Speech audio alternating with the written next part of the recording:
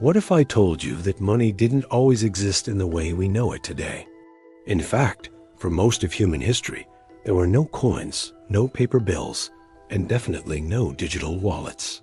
So how did money begin? Let's go way back to a time when humans lived in tribes and small villages. Before money, there was barter. People traded goods directly like a farmer trading wheat for a fisherman's catch. It sounds simple, but bartering had a big problem. What if the person you're trading with doesn't want what you have? This is called the double coincidence of wants. You both need to want what the other offers at the same time.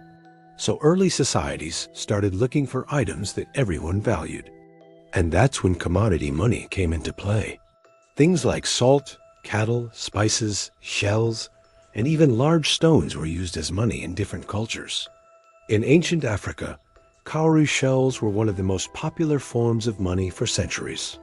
In fact, the word salary comes from the Latin word salarium, because Roman soldiers were sometimes paid in salt, a valuable commodity. But physical goods had their limits. That's when people began using metal objects. Around 3000 BCE, the Mesopotamians started using silver bars and rings as currency. And by 600 BCE, the Lydians in what is now Turkey minted the first official coins from a mix of gold and silver called electrum. Coins were a revolution. They were durable, portable, and could be standardized in weight and value. Different empires followed.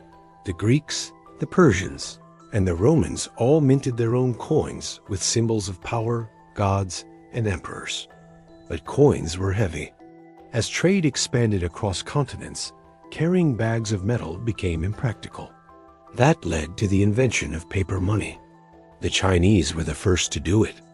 During the Tang Dynasty in the 7th century, merchants used promissory notes.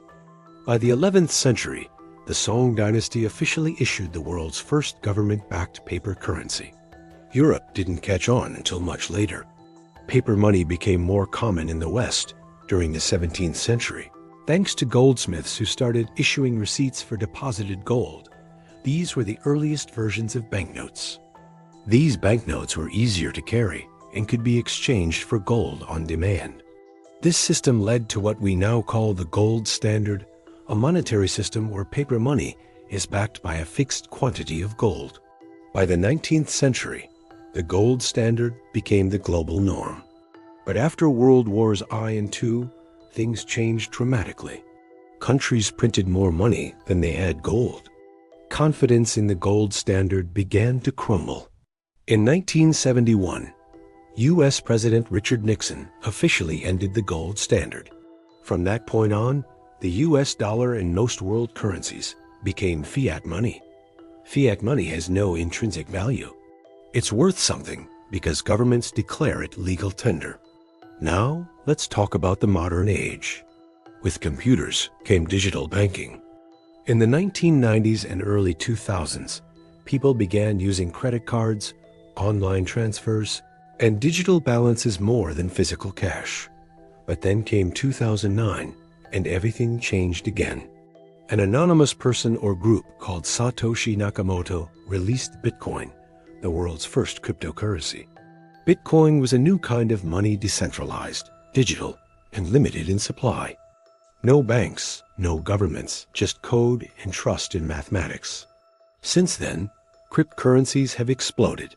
Ethereum, Litecoin, Dogecoin, even entire economies are experimenting with blockchain. But crypto isn't the only innovation.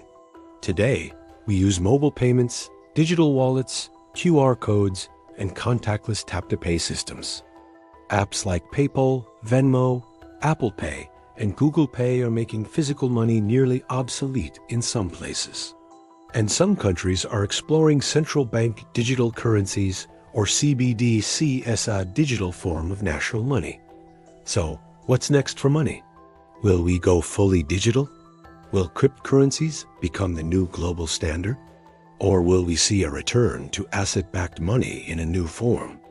One thing's for sure, money is constantly evolving.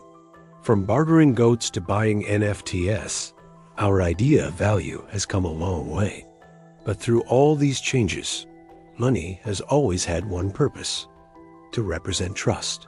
Trust in value, trust in exchange, trust in each other. And as long as we believe in it, money, no matter its form, will continue to shape the world.